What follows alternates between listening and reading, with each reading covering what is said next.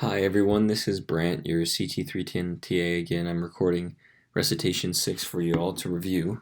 This recitation is our Introduction to PHP recitation. Here we'll be talking about the basics of PHP as well as walking through some exercises and writing some code. This should be a fairly quick lab. I'm not going to go super in depth on this example here that's linked to the lab. I will go over it, but I'm not going to explain every line of code as I go. I'm just going to give you some examples so you can see the power of PHP and what it allows us to do. And then I'll walk us through these actual coding exercises and give you an opportunity to do them as well if you want to stop the video and attempt it, and then I'll show you the results, or however you want to do it. You're welcome to watch it all the way through as well, and I will just do them for you as well. So here we go. So I'm actually going to pull up the example on my local HTML so that I can, if I need to, make some changes to it to show you the difference. So let's go ahead and talk about this. Make it a little bit bigger. Okay, so PHP is a language that we use on the server side.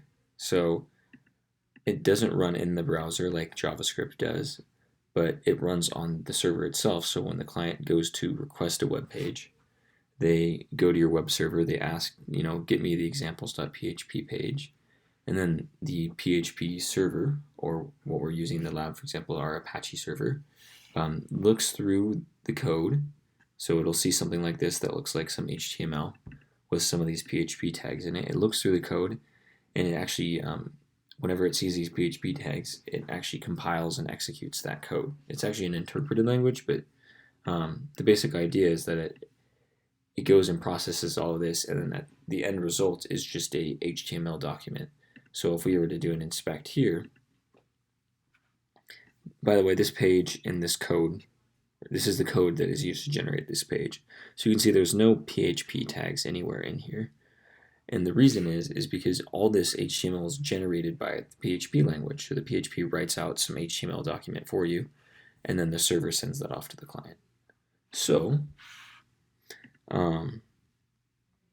let's kind of go through these a little bit, and then we'll actually move on to these examples, because this is kind of like diving right in. So let's see here. Well, let's ignore this part for now. Let's look at this example one.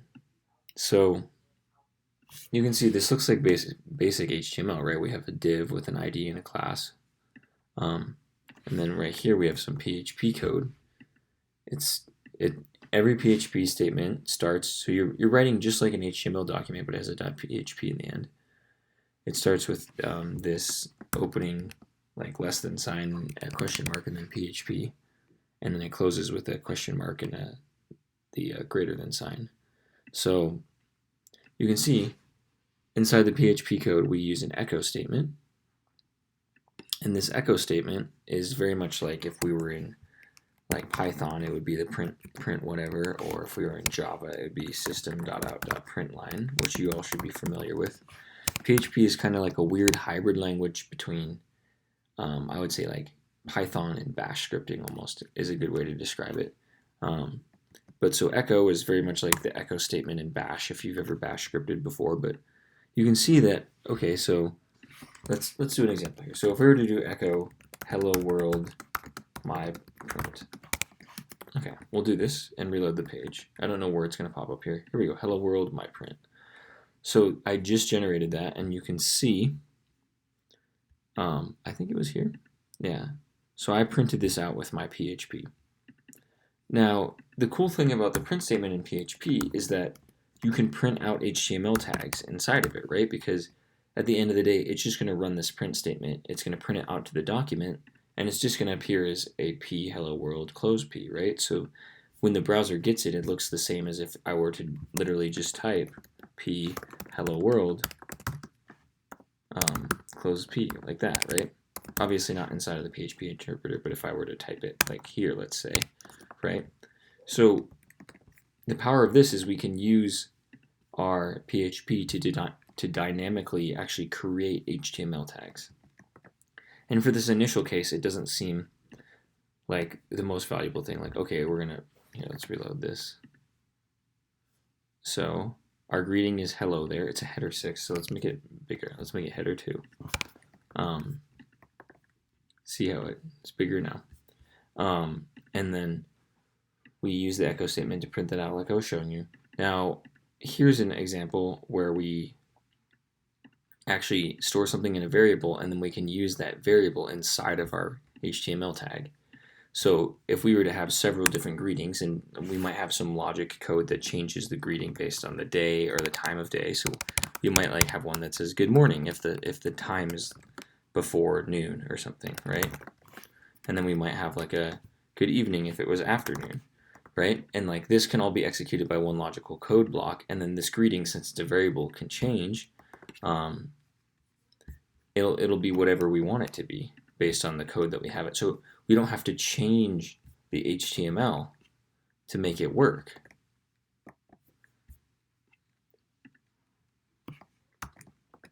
All right, let's look at example 2 real quick.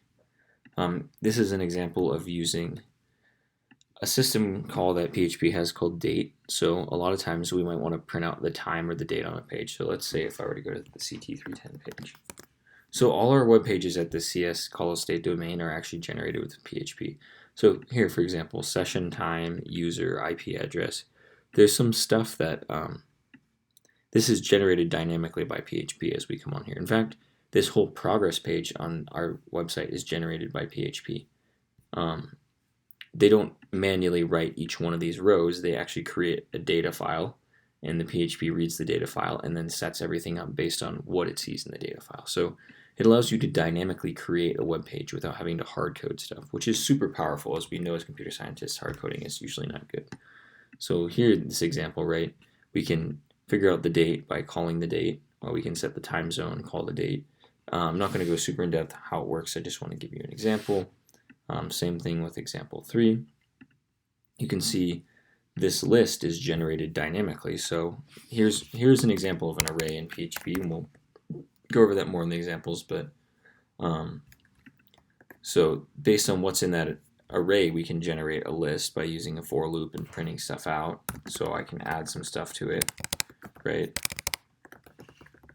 And now when I reload this page, strawberry will be added to the list, even though I didn't change any of the HTML. I changed something in the PHP, and that changed the HTML. We can also use PHP to read from a file. In this case, there's some sort of demo file over here. I'm over CyberDuck, so it would be this file. We can use it to do basic math, but we can also use it to actually get input from the user.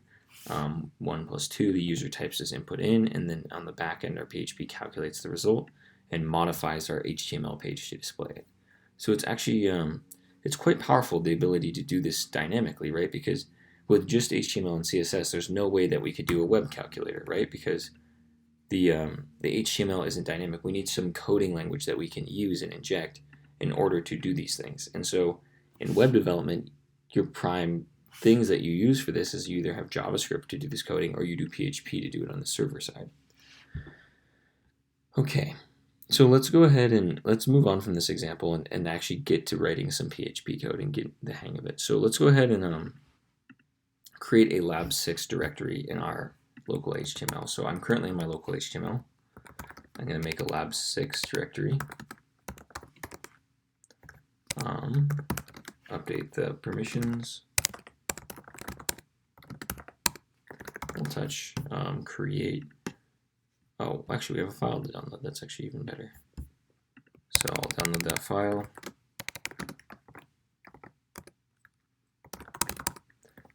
Rename it to index.php. And we'll also update the permissions on that. Okay, so now let me reload everything in CyberDuck. Go here, open this file for you all. So now we have our index.php. So this is a basic HTML boilerplate, right? It looks like something we expect, doc type HTML, HTML body. Normally our boilerplate has a head tag in it too, right? Title, something like my PHP example. Okay, so let's go ahead and see if this page loads. HTTPS. Oh man, I cannot type today. grant R, lab 6, and since it's indexed, it should just come up automatically. Okay, so we have no content in there, right? You can see my title changed up top. So if I were to add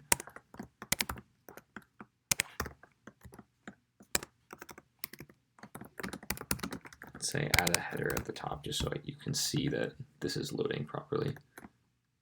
There we go. Cool. So let's get to writing some PHP code. So first things first, we have everything in this div main. I'll go ahead and create a header to denote this as example1. And here inside my PHP, we'll get going on the first example. So if you want to try it yourself and then follow along, you can go ahead and pause the video right now and then try it, and then I'm just going to move straight through and start talking about how to do this. So printing stuff in PHP. So we talked about this when I was showing you the example, but we have an echo statement that works like print. So we can echo hello world, right? We're not putting this in any tag right now, so when this comes out in HTML, if there's no PHP, it'll just look like hello world with no paragraph tag around it. But we are going to use the PHP. So when we reload this, here's my hello world that was generated from my PHP code, but you can see now if I go in here, there's no tags around this, but there's no PHP either.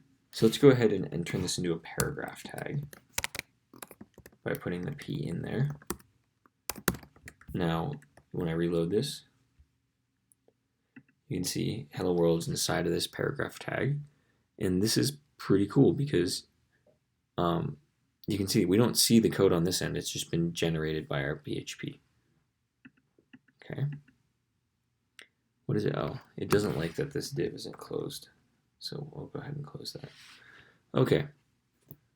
So that's the first example. Very straightforward to print stuff. We talked about that. Variables.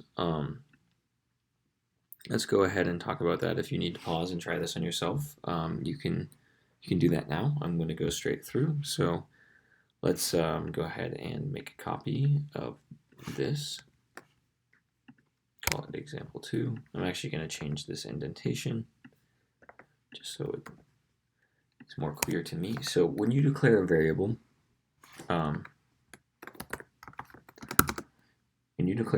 in PHP, you have to start with a $, and then you have the name of your variable, and then you can set it equal to some value. It can be a number, like 1. It can be a string, hello.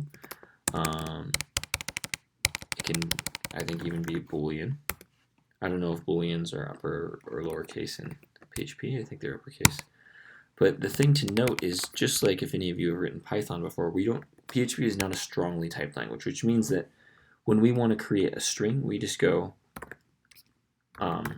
we just set it equal to a string. Whereas like in a language like Java, right, we have to do string myString to tell the compiler we're going to be creating a string.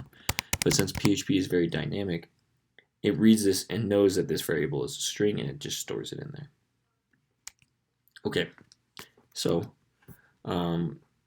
create a variable called game and append it to another echo statement that prints the variable. My favorite board game is the value of that variable. So let's make a variable game. I really like Liar's Dice. It's a fun game for me, so I'm going to set that as my favorite game. And now we will do a paragraph tag, but we will do my favorite game is. And now what's cool is this $, it seems jank at first, but what it does allow us to do is I can do $game, and I don't have to do any special things like, you know, how in like C or Java, or we have to do printf and then a %, and then we have to, or whatever. Same thing in Python. We have this thing, just it literally sees this $, knows a variable is coming, and then just it will actually take whatever's stored in that variable and just actually turn it into a string inside of this string. So if we go to our example, my favorite game is Liar's Dice. Now if we were to change this variable to, let's say, Monopoly. So I haven't changed I only changed that one variable, and now it's changed on my page. So we can do it dynamically. So if we wanted to read these games from a file or from user input somehow, we could actually cause that to change the web page. So let's go to example 3. If you want to try it yourself, you can go ahead and stop now and try it yourself. Otherwise, we'll move straight through. Form submission. Okay. So this is a good time. I don't think we talked about forms in previous HTML lessons, so now would be a good time to talk about them. So I'm going to go ahead and you can copy this code if you want to, if you're doing this at home, but I'm going to go and create a form from scratch to show you how it's done. Okay, I'm sorry, I had to have some water, my throat's dry. So we're going to show you a form. So I'll get rid of this PHP stuff for now. So in HTML, there's a tag called form. And what we want to do is be able to take user input, right? Like if we're Google, this is just an HTML page, right? But in here, we are able to type in our input and Google searches, right? And that has a lot of value, being able to take input from the user. Pretty much every website does that, right? Like when we log into Canvas, right, they have to figure out our username and password so that we can log in, right? Then we have to have some buttons that allow us to interact with the web page. It's more than just links, right? So that's why we have this form tag. It allows us to take input from the user. So it always starts with form. Forms have a method attribute. In this case, we're going to set it to post, and I'll explain get and post in a second. But for now, inside of the form tag, we have tags called inputs.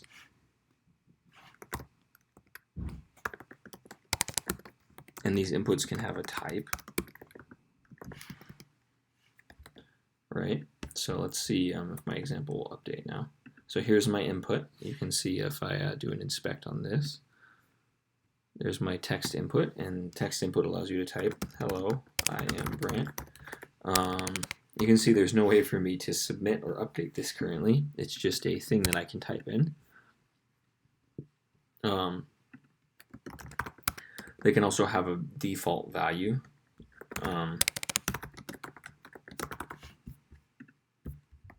Save that. So that you can set some default value in there if you want to give people information about what it's supposed to do. But in order to make it so that you can actually submit your input, we have an input type submit.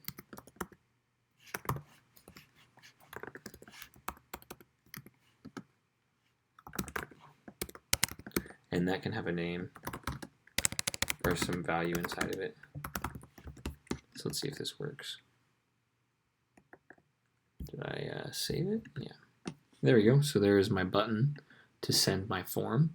And when this button gets clicked, it actually sends this data to the server. So it has that submit event. This is all just HTML so far. We're not doing anything with any PHP or JavaScript. Let's go over a few other input types as well. So we have, I think, number is an input type. This will load. Number is a number, and it has this little thing so we can click numbers if we want to. I think there is a password type. Let's see if that uploads. And the password type, right, it does the hidden dots so we can't see what's being typed. Let's go ahead and put some line breaks between these. So you can see that these inputs do not automatically create a new line afterwards. So usually when you're styling them, you have to somehow come up with a way to do that. I'm just going to label these.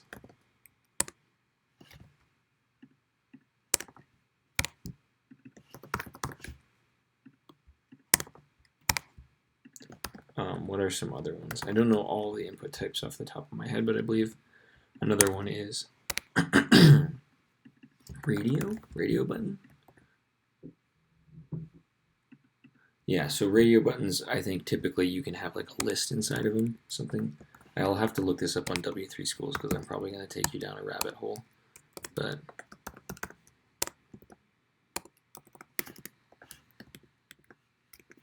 Let's see how this works.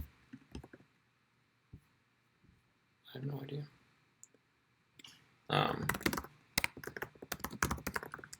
Or it might just be the case that you have a list of these radio buttons. That's actually probably more realistic.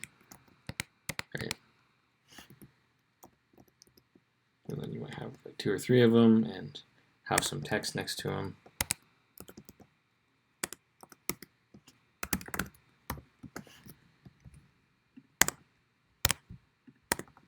Radio buttons, right? You can only select one of them at a time. I think that's kind of the. Let's see. Let's look it up because I think I'm going to get us in a spot we don't want to be in. Okay. Yeah. So yeah, it's just individual things. So if we're in our example, we might have to use some sort of other text, but the idea is there's clickable buttons, there's clickable boxes, there's all sorts of stuff you can do. And if you want to know more about these input types, you can obviously look on W3 Schools, because I'm not sure off the top of my head every single one and how to use them, but there are so many that exist. So we will create this input type. Now typically, these input types have a name associated with them. So this type will be the game. So because what we want them to do is input your favorite game. So reload this page. What do I have going on here? Just a second. So I think I did something wrong. Okay. I didn't close my input properly. There we go. Okay, so input your favorite game. So let's say Monopoly. You can see I've done this example a few times. So we put our game in there, we click the button, and it sends it to our server. And the way it does that is through this HTTP method called post. So there's 2 ways that you can send data. That's through GET or POST. The exact specifics are kind of hard to explain unless you understand the HTTP protocol pretty well. Just know that typically POST is a method that we like to use, but you'll see examples of GET being used as well all the time. So like if we were to do Google search hello world, you'll know that they used a GET request, because typically, let's see if I can show you. This is a bad example. See if we can find something else. Well,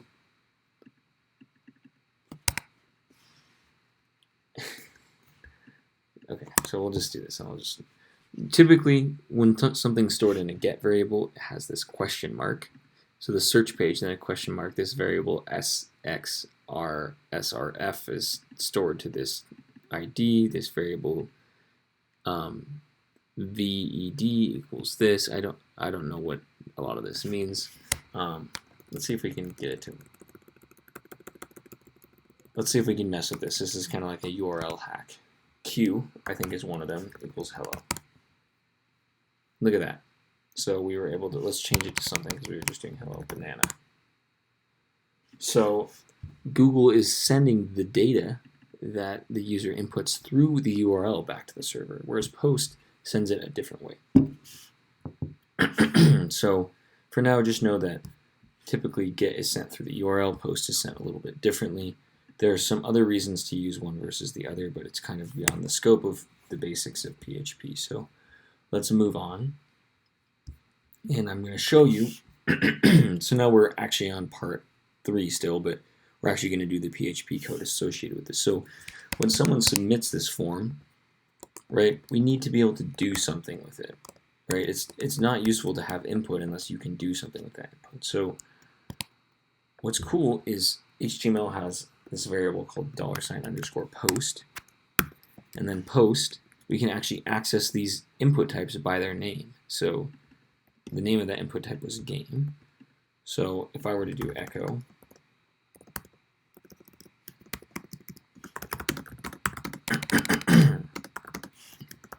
sorry, I'm going to clear my throat. And okay, let's store this in a variable because otherwise this is going to get kind of janky. There are ways to do it like that, but let's keep it simple for now. Okay, so they submit this game value up here through the form, and I steal it out of this post variable. I save it in another variable so that I don't have to deal with the double quotes instead of double quotes thing. And now I output it. So in my example, your game is Monopoly. So if I were to change this to Catan or Pandemic, you can see my input is changing the web page. And that's extremely useful, right? Like I think you all can see now, like if we had a username and password combo, we could send that over the internet to allow people to log in or something.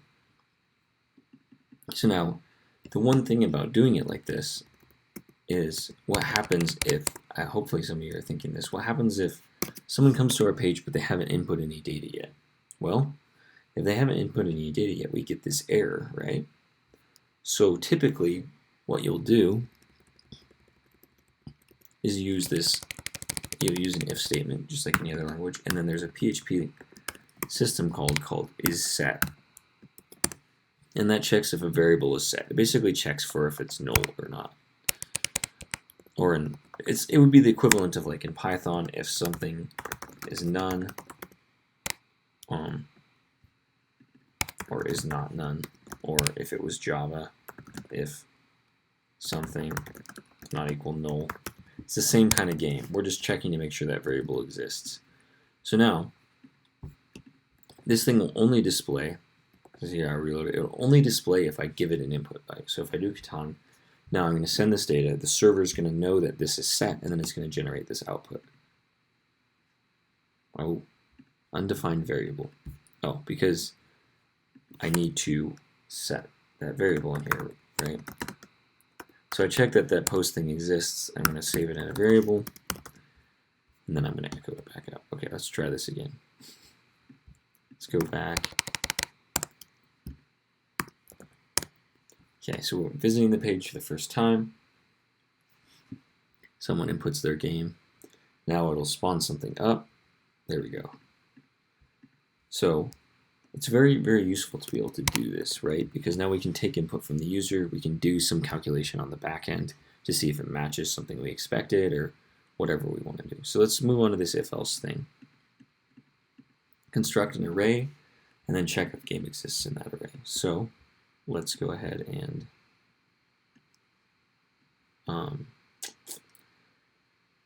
let's copy, let's just do this. Okay. Where's the opening div tag for this div?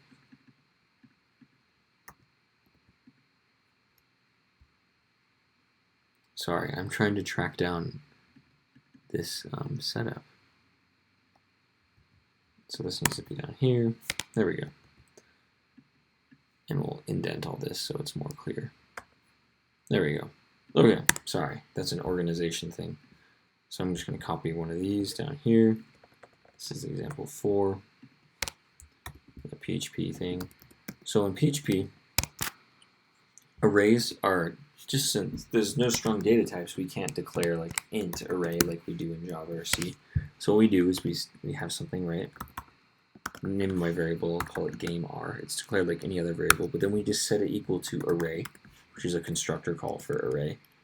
And then inside of this, we just do a comma separated list. So if we were going to do numbers, 1, 2, 3, 4, that'd be an array of 1, 2, 3, 4. Or if we're doing strings in this case, we have some games, Monopoly, Pandemic, Players, Dice, Catan, whatever. Okay, so we create an array of these values. Now it's asking, check that the value of this game exists in the array. So I'm just going to go ahead and copy all this code down here. So that way we don't have to retype the isSet, figure out if the game variable is set and everything. And now, PHP actually has a function called inArray that checks if the needle, the thing we're looking for, is in the haystack. So if the item we're looking for is inside of the array. So our needle is the game the user input. and our haystack is the array of games, right? And this is an if statement just like any other programming language that you've used before. So if it's in the array, we'll echo something like your game is in the array. I don't know. Probably not very informative to a user, but for the example it works great. And we'll make this bold so we can see it, not in the array. So now what happens is, let's go ahead and reload this page. Let's do hello world. So remember, this value got reposted when we reloaded the page. So typically what web browsers will do is if you refresh a page, they'll just send back the last value that you had put in your forms so that it displays how you expect it to. So let's pick a game that's not in here. Let's just do like hello world. So now this text is going to change because it's not going to be in my array of games, and it'll echo this out instead. The game is not in the array. Now if we were to type Monopoly, your game is in the array. So that's cool because now we can do something based on what the user gives us as input. Again, it's a super, super useful thing to be able to do. So we're going to expand upon this idea in example 5. There we go. Example 5, array from file contents. So view this data file. So here we have a data file of games, music. If you want to do, you can do this example. You don't have to do board games. You could do music or movies or whatever. But for this one, I'm just going to use the board games example. I'm just going to go ahead and copy this text, and I'm going to create a new file in my examples. Wait, that's not what I want it to be. I want to name it move index.txt to data. Sorry, I'm kind of off today. There we go. Okay, so let's open that data file. Okay, so copy and paste this stuff in there.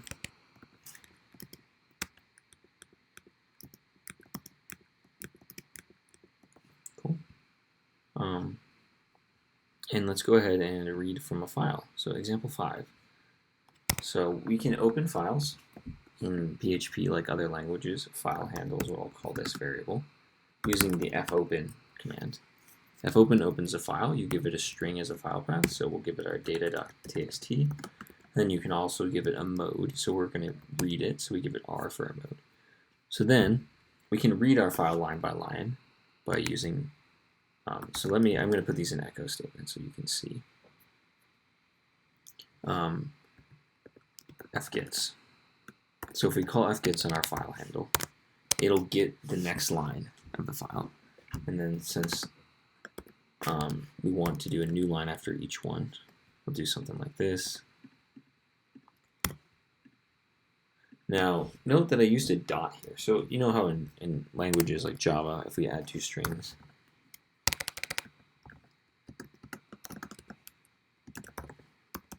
we use this plus sign, right? So we like add them like that. In PHP, instead of using a plus sign, we use a dot for concatenating strings.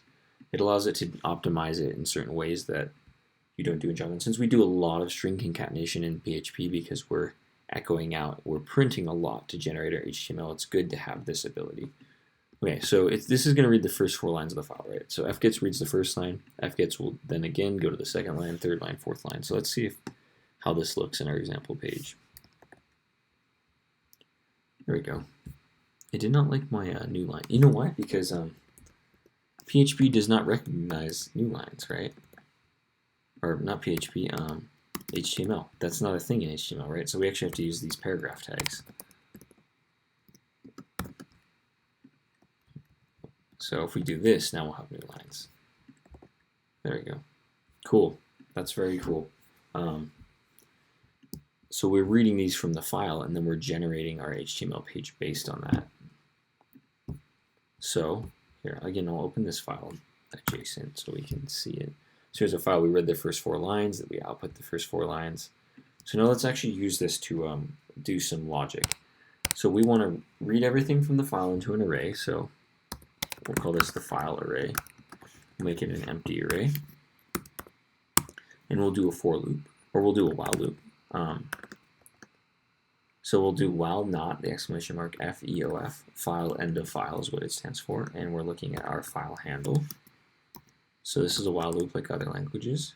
So while we're not at the end of our file, we'll get the next line, right, fgets of our file handle, and then we want to put that line in our array. So there's two ways to do this. We can use array pushback or array push. This one I think is more verbose and makes more sense in my mind. So we're pushing this onto our array. The other way of doing it, I'll just comment this out for you, is by going file R, creating an empty index. So we're like using this index thing and then setting it equal to line. So that it says, oh, you didn't give me a number, so I'm assuming you just want me to go ahead and append this to the end of the array. So we'll read the file, we'll append each line to the end of the array, and to make sure that there's no extra spacing on the edges, we're going to use, not split, trim. Sorry, we're going to use trim to trim off any space, if there's space from new lines or anything, and append it to the array so that we'll have just the names of our games. And then let's go ahead and copy this code from up top. And now this is the same as it was before, but now instead of using this array we declared of games, we're going to use our array that we got from the file. So, and then if it's in the array we got from the file, the your game that they posted in the input, then we'll say your game is in the file, and if not, we'll say it's not in the file. So let's see how this works. Your game is in the file. Okay, so what's one that's not in here? Monopoly, Clue, Dungeon Ticket to Ride, Life, Exploding Kittens. I don't know if anyone's ever played Munchkin. I think that's a board game. Your game is not in the file. That's true, it's not in here. Now if we were to do Scrabble, your game is in the file, right? Because what is happening is every single time here, and every single line it's reading in and putting in the array. So let's do one more thing just to show you.